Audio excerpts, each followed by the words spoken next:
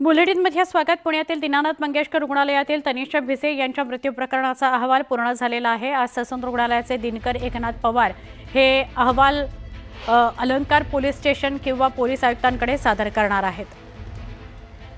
महत्त्वाचा आहे अहवाल। एकूण 4 अहवाल या मृत्यू प्रकरणासंदर्भातले वेगवेगळ्या यंत्रणांचे येणं अपेक्षित आहे। त्यातला हा अहवाल आज ससून रुग्णालयाचे दिनकर एकनाथ पवार हे अलंकार पोलीस स्टेशन किंवा पोलीस आयुक्तांकडे अहवाल सादर करतील।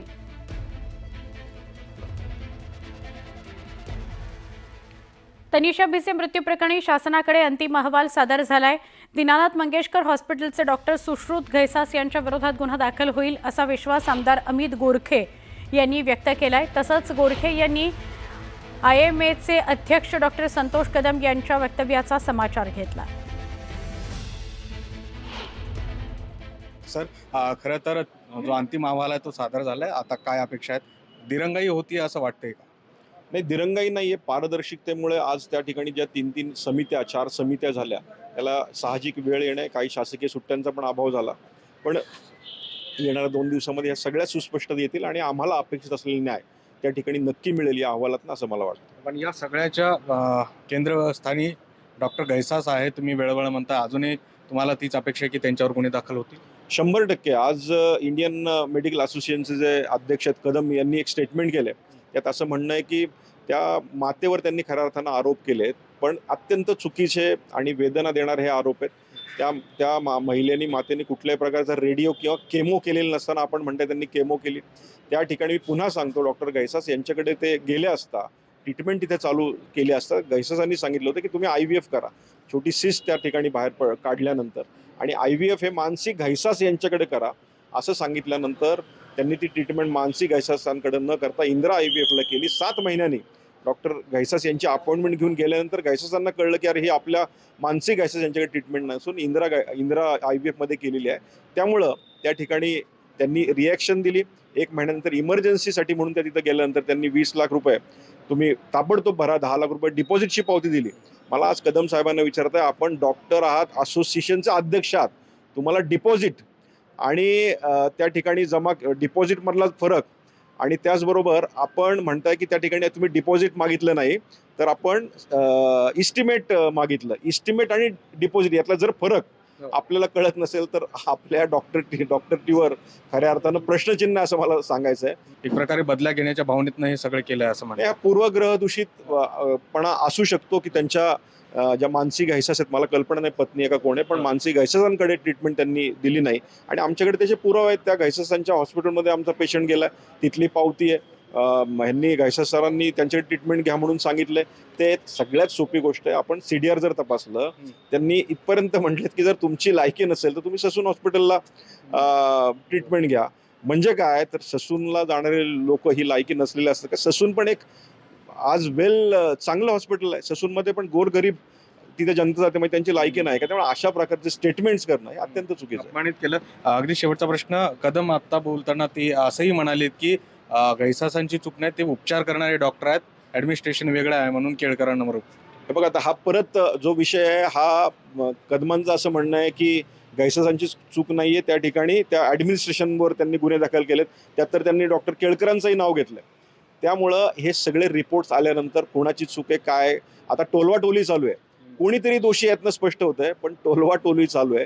त्यामुळे या प्रकरणाचा जो उघड आहे ते येणाऱ्या 2 दिवसात होईल आणि नक्की या ठिकाणी गुन्हे दाखल होतील। व्हिडिओ सुरेश पाटील सर, गोविंद वाकडे, न्यूज 18 लोकमत, पिंपरी चिंचवड। मुख्यमंत्री बोलतायत अमरावतीत, बघूयात। आम्ही त्यांना दिले आहेत यंग, डायनामिक अँड डॅशिंग असे आमचे मुरलीधर मोहोळजी, आपले महाराष्ट्राचे लोकप्रिय उपमुख्यमंत्री माननीय एकनाथराव शिंदेजी, माननीय अजितदादा पवारजी, चंद्रशेखर बावनकुळेजी, गिरीश महाजनजी, आकाश फुंडकरजी, अनिल बोंडेजी, बलवंत वानखेडेजी, अमर काळेजी, संजय खुडकेजी, रवी राणाजी, सुलभाताई खोडके, संजयजी कुटे, प्रतापजी अडसळ, केवलरामजी काळे, राजेशजी वानखेडे, सईताई डहाके, अमोलजी मिटकरी, प्रवीणजी तायडे, श्यामजी खोडे, उमेशजी आवलकर, गजाननजी लवटे, नवनीतताई राणा, रणजितजी पाटील, प्रवीण पोटे पाटील, आनंदराव अडसूळ, संजय सेठीजी, श्री सुनील भास्कर, श्री अमित कुमार, श्रीमती श्वेता सिंघल, श्री सौरभ कटियार आणि ज्यांनी या विमानतळाकरता खूप श्रम घेतले, लक्ष घातलं, सातत्याने प्रयत्न केला, त्या MADCच्या VCMD श्रीमती स्वाती पांडे, या ठिकाणी उपस्थित पद्मभूषण शंकर पापडकरजी, शंकर बाबा, समोर उपस्थित असलेले सर्व अमरावतीतील मान्यवर आणि उपस्थित भगिनी आणि बंधूंनो, आज मला अतिशय आनंद आहे की आई एकविरा अंबाबाईच्या या नगरीमध्ये आपल्या नवीन एअरपोर्टवर उडानच्या अंतर्गत पहिलं विमान घेऊन या ठिकाणी येण्याची संधी आम्हाला मिळाली। या निमित्ताने खरं म्हणजे राष्ट्रसंत तुकडोजी महाराज, राष्ट्रसंत गाडगे बाबा, त्याचप्रमाणे प्रज्ञाचक्षू गुलाबराव महाराज, त्याचप्रमाणे चक्रधर स्वामी आणि ज्यांनी खऱ्या अर्थानं शिक्षण क्षेत्रामध्ये क्रांती करून आपल्याला शिक्षणाचा परिचय करून दिला, ते भाऊसाहेब उर्फ पंजाबराव देशमुख, या सर्वांच्या चरणी या ठिकाणी नतमस्तक होतो। आपण असं ऐकलंय की रुक्मिणीचं हरण करताना या अमरावतीमध्येच श्रीकृष्णाने वायुवेगाने ते हरण केलं होतं। आता तो वायुवेग तर आपल्याला पाहायला मिळता नाही, पण अमरावतीमध्ये वायुयानाने तर आता येता येईल आणि अमरावतीहून वायुयानाने जाता येईल, ही व्यवस्था मात्र माननीय मोदीजींच्या सरकारने या ठिकाणी केली। याबद्दल मी त्यांचे मनापासून आभार मानतो। आत्ताच आपल्या मंत्री महोदयांनी या ठिकाणी सांगितलं की डबल इंजिनचं सरकार असलं म्हणजे काय होतं। इथे यहाँ पर नायडू जी केवल डबल इंजन की सरकार नहीं, हमारी डबल इंजन विद डबल बूस्टर सरकार है, 2 इंजन भी और 2 बूस्टर भी साथ में है, इसलिए बहुत तेजी से हमारी सरकार चलती है और हम तीनों मिलकर इस महाराष्ट्र को आगे ले जाने का प्रयास कर रहे हैं, महाराष्ट्र को विकसित महाराष्ट्र में परिवर्तित करने का प्रयास कर रहे हैं। और एक चीज मैं आपको बताना चाहता हूं कि ये जो अमरावती शहर है इसका मेरे ऊपर कर्जा है, क्योंकि मेरी माँ यहाँ से आती है और मैं हमेशा कर्जे में ही रहना चाहता हूँ, इसलिए अमरावती के साथ मेरा एक अलग नाता है। आणि म्हणूनच अमरावतीमध्ये काही चांगलं झालं की सर्वाधिक आनंद माझ्या आईला होत असतो आणि म्हणून तिला आनंद देणं हे देखील माझ्या आनंदाकरता एक अत्यंत महत्त्वाचं कारण असतं। मला असं वाटतं की आज या एअरपोर्टचं काम आपण पूर्ण केलं। आपल्याला कल्पना आहे की 2019ला आपण काम सुरू केलं होतं माननीय मोदीजींच्या सरकारमध्ये। त्यावेळी आपण प्रयत्न करून महाराष्ट्र सरकार आणि केंद्र सरकारने याचं काम आपण हातामध्ये घेतलं। पहिल्यांदा धावपट्टीचं विस्तारीकरण आपण सुरू केलं। आमच्या नवनीतताई राणा देखील त्यावेळेस आमच्या सोबत होत्या आणि त्यानंतर काही कारणाने ते काम बंद पडलं होतं, पण पुन्हा त्यातलं जे केंद्र सरकारशी संबंधित काम होतं ते तर सुरू होतं, पण राज्य सरकारचं जे काम होतं ते कुठेतरी संथ गतीने चाललं होतं। पुन्हा एकदा शिंदे साहेबांच्या नेतृत्वात सरकार आल्याबरोबर त्याच्यामध्ये आम्ही लक्ष घातलं आणि अत्यंत वेगानं हे सगळं काम आम्ही पूर्ण करून घेतलं। आणि आज मला अतिशय आनंद आहे की केवळ आपला एअरपोर्टच या ठिकाणी तयार नाही, तर त्या एअरपोर्टवर उडान या स्कीमच्या अंतर्गत केंद्र सरकारने आपलं पहिलं विमान या ठिकाणी दिलं आणि या पहिल्या विमानात बसून या ठिकाणी आम्हाला येता आलं। मी त्याबद्दल माननीय मोदीजींचे आणि केंद्रीय मंत्र्यांचे अतिशय मनापासून आभार मानतो। यासोबत दुसरं महत्त्वाचं काय आहे तर या ठिकाणी जी पायलट ट्रेनिंग स्कूल सुरू होणार आहे ही याकरता महत्त्वाची आहे की या एका पायलट ट्रेनिंग स्कूलमुळे आपलं अमरावती हे जगाच्या नकाशावर येत आहे। कारण साऊथ ईस्ट एशियामधली सगळ्यात मोठी पायलट ट्रेनिंग स्कूल ही अमरावतीमध्ये सुरू होते आहे आणि जवळपास दरवर्षी 180 पायलट हे अमरावतीमध्ये या ठिकाणी तयार होतील। जवळपास 34 विमानं या ठिकाणी पार्क असतील, जी विमानं या ठिकाणी ट्रेनिंग देतील आणि यातनं केवळ पायलट तयार होतील इतक्यापुरते मर्यादित नाही आहे। अशा प्रकारची पायलट ट्रेनिंग स्कूल आल्यामुळे मोठ्या प्रमाणात इकॉनॉमिक ऍक्टिव्हिटी सुरू होते, अर्थव्यवस्थेला चालना मिळते, वेगवेगळ्या पद्धतीनं त्याचे इनडायरेक्ट बेनिफिट्स हे जॉब क्रिएशनमध्ये खूप मोठ्या प्रमाणात होतात. आणि म्हणून मला असं वाटतं की मोदी सरकारच्या कार्यकाळामध्ये आपल्याला मिळालेली ही एक खूप मोठी भेट आहे की आता अमरावती हे केवळ एक विमानतळ म्हणून या ठिकाणी ओळखलं जाणार नाही, तर जगाच्या पाठीवर साऊथ ईस्ट एशियामधली सगळ्यात मोठी पायलट ट्रेनिंग स्कूल कुठे आहे तर ती आपल्या अमरावतीमध्ये आहे. अशा प्रकारे अमरावतीला एक नवीन ओळख या माध्यमातून मिळते. आपल्याला कल्पना आहे की मागच्या काळात आपलं सरकार असताना आपण अमरावतीमध्ये टेक्सटाईल सेंटर सुरू केलं आणि इतक्या मोठ्या प्रमाणात हे टेक्सटाईल हब आपण पॉप्युलेट केलं. आज आपल्याला कल्पना आहे की ज्या MIDC मध्ये इंडिया बुल्सच्या व्यतिरिक्त काही दिसत नव्हतं त्या MIDC मध्ये जवळजवळ सगळे प्लॉट संपले. तिथे मोठ्या प्रमाणात इंडस्ट्री सुरू झाली. अजून नवीन प्लॉट्स आपल्याला आता त्या ठिकाणी एक्वायर करावे लागले. आणि त्याच वेळी आपण प्रपोजल पाठवलं होतं माननीय मोदीजींकडे की मोदीजींनी देशामध्ये 7 टेक्सटाईल पार्क हे तयार करायचं ठरवलं होतं. त्यातला एक पार्क आमच्या अमरावतीला द्यावा आणि मोदीजींनी ते मान्य केलं आणि PM मित्राचा टेक्सटाईल पार्क आपल्या इथे आता सुरू झालेला आहे. त्याचे इन्फ्रास्ट्रक्चर आपण सुरू करतोय आणि मोठ्या प्रमाणात 2 लाख लोकांना रोजगार देईल अशा प्रकारचा टेक्सटाईल पार्क आपल्या अमरावतीमध्ये होतोय. आणि कापसापासून कापडापर्यंत आणि कापडापासून फॅशन पर्यंत सगळ्या प्रकारचं इंटिग्रेशन या टेक्सटाईल पार्कच्या माध्यमातून होणार आहे. त्यामुळे आपला जो कापूस उत्पादक शेतकरी आहे त्याला देखील मोठ्या प्रमाणात फायदा या टेक्सटाईल पार्कच्या माध्यमातून या ठिकाणी होताना दिसणार आहे. यासोबत आपल्याला कल्पना आहे शिंदे साहेबांनी उल्लेख केला समृद्धी महामार्गाचा. समृद्धी महामार्गामुळे एकीकडे आपण मुंबईशी जोडलं गेलो आहोत, JNPT पोर्टशी जोडलं गेलो आहोत आणि आता महाराष्ट्रामध्ये एक नवीन पोर्ट तयार होतोय वाढवण पोर्ट, जो देशातला सगळ्यात मोठा आणि जगातल्या पहिल्या 10 मधला पोर्ट असेल. या वाढवण पोर्टलाही समृद्धी महामार्गापासून आपण एक जोड देतोय. त्यामुळे आपला विदर्भ हा एकीकडे JNPT पोर्टशी जोडला जाईल, दुसरीकडे समृद्धी महामार्गामुळे तो वाढवण पोर्टशी देखील जोडला जाईल आणि पोर्ट लेड इंडस्ट्री जी आहे ही मोठ्या प्रमाणात आपल्या विदर्भात आपल्याला सुरू करता येईल.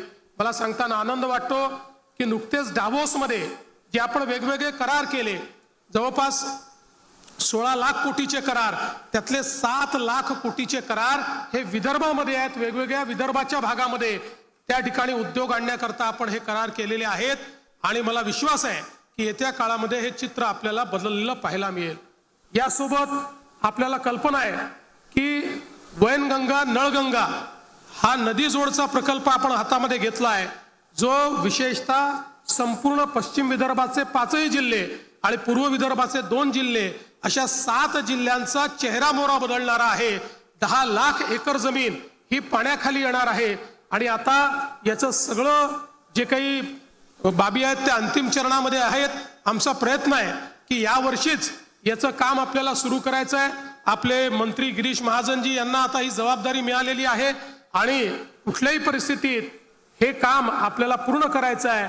आणि हे काम झाल्यानंतर आपला जो विदर्भ आहे हा कायमचा दुष्काळ मुक्त असेल आणि कोरडवाहू शेती हा विषयच विदर्भातला संपेल आणि संपूर्ण विदर्भ बागायती होईल आणि आमच्या शेतकऱ्यांना त्या ठिकाणी मोठ्या प्रमाणात दुष्काळातून मुक्ती मिळेल, चांगल्या प्रकारे शेती करता येईल. अशा प्रकारचा एक अतिशय पथदर्शी प्रकल्प आपण हातामध्ये घेतलाय.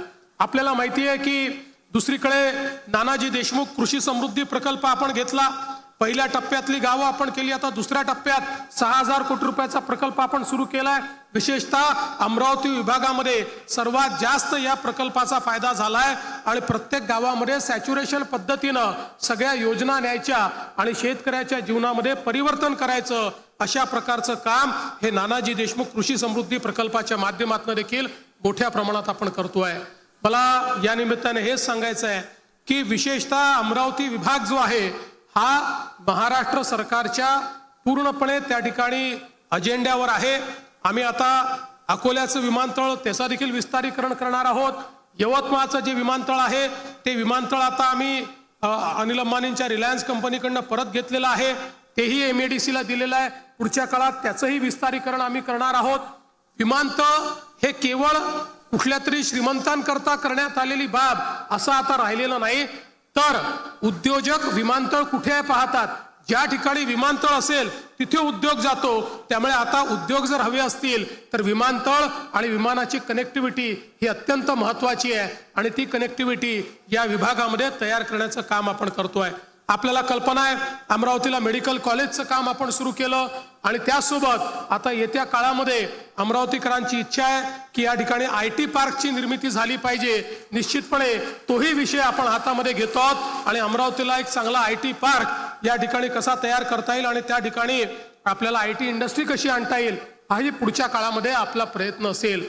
मी या निमित्ताने आपल्या सर्वांना एवढंच सांगू इच्छितो की आज ही सुरुवात झालेली आहे। हे विमानतळ आता या ठिकाणी एक फ्लाईट सुरू झाली आहे, पण या विमानतळाला विस्तारित करण्याचा आमचा प्लॅन आहे।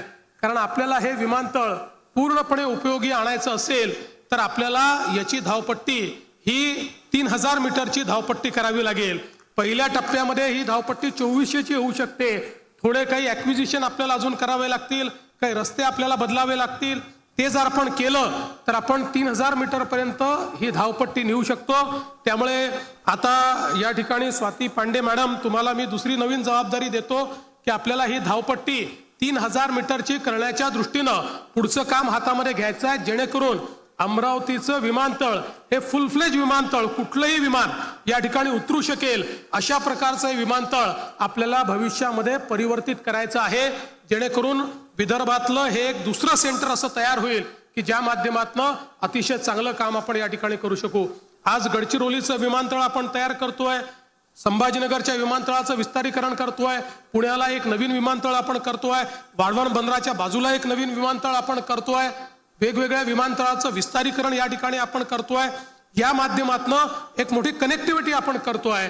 मला अतिशय आनंद आहे की या सगळ्या प्रयत्नांमध्ये मोदीजींचं सरकार आणि केंद्रातले आपले दोन्ही मंत्री नायडूजी आणि आपले स्वतःचे मुरली अण्णा मोहोळजी यांचं खूप आपल्याला सहकार्य आहे, त्यांची खूप मदत आहे। त्यामुळे आपल्याला निश्चितपणे पुढच्या काळामध्ये हे सगळं काम पुढे नेता येईल।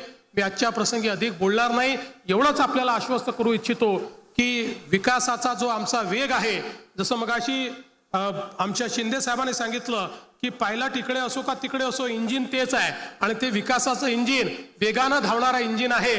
त्यामुळे महाराष्ट्र आता थांबणार नाहीये, तो पुढेच जाणार आहे आणि त्या पुढे जात असलेल्या महाराष्ट्रामध्ये विदर्भाला अत्यंत वेगाने पुढे न्यायचं आहे, अमरावती विभागाला अत्यंत वेगाने पुढे न्यायचं आहे। अशा प्रकारचा प्रयत्न आपला आहे। त्या प्रयत्नांमध्ये आपलाही आशीर्वाद आमच्या पाठीशी असू द्यावा एवढीच विनंती करतो आणि माझं बोलणं संपवतो। धन्यवाद। जय हिंद, जय महाराष्ट्र। अमरावतीमध्ये मुख्यमंत्री देवेंद्र फडणवीस बोलत होते। त्यांनी आजच अमरावती विमानतळाचं लोकार्पण केलं, पायलट प्रशिक्षण केंद्राचं लोकार्पण केलं आणि त्यानंतर ते प्रसारमाध्यमांशी आणि तिथे उपस्थित असलेल्या जनतेशी संवाद साधत होते। हे विमानतळ अमरावतीचा विकास करण्याकरता मोठा हातभार लावेल। महाराष्ट्र आता थांबणार नाही, विकासाकडे वाटचाल करतच राहणार असं देवेंद्र फडणवीस यांनी म्हटलेलं आहे।